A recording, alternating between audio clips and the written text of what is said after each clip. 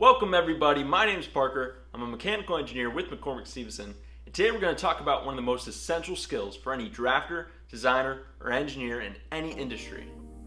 Engineering drawing practices comes with a lot of practice and understanding a few key points. Let's get started.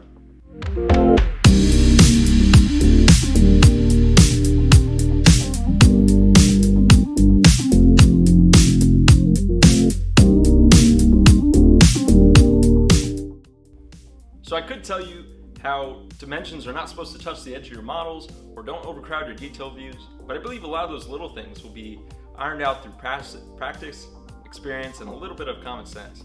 Instead, I want to focus on larger issues that, when not paid attention to, ultimately lead to less concise, less clear drawings that will cost you or your company money when they get sent for manufacturing and inspection. The first step towards excellent engineering drawing practices is to make absolutely sure that your drawings are fully defined. Cost and schedule can commonly be affected when a manufacturer or inspection facility has to reach out to you or your company to find out the dimensions of a feature. Similarly, over-defining your drawing can be just as big of an issue and can lead to conflicting tolerances or overall confusion about your part or assembly. The most important driver in dimensions and tolerances is your assembly criteria.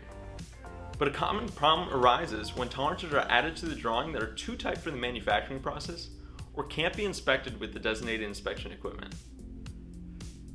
An appropriate remedy would be to contact the manufacturer or inspection facility before even modeling your parts and ask questions about capabilities and repeatability. The other remedy leads us to our next tip.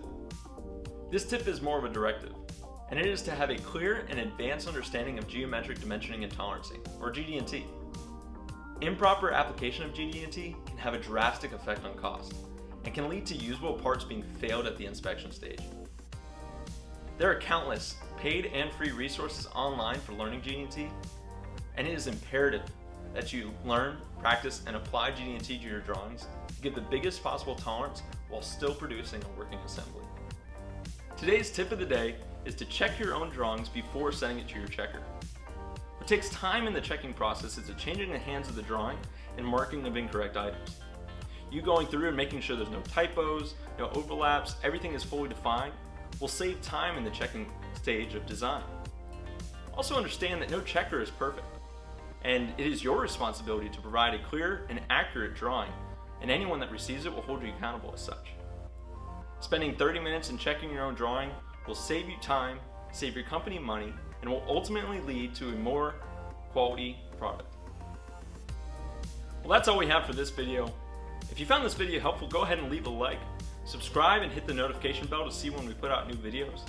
If you have any questions or something you want us to cover in a video, go ahead and leave a comment. Lastly, if you're interested in the important work that we do at McCormick Stevenson, check out our website linked below. Thanks everybody. See you next time.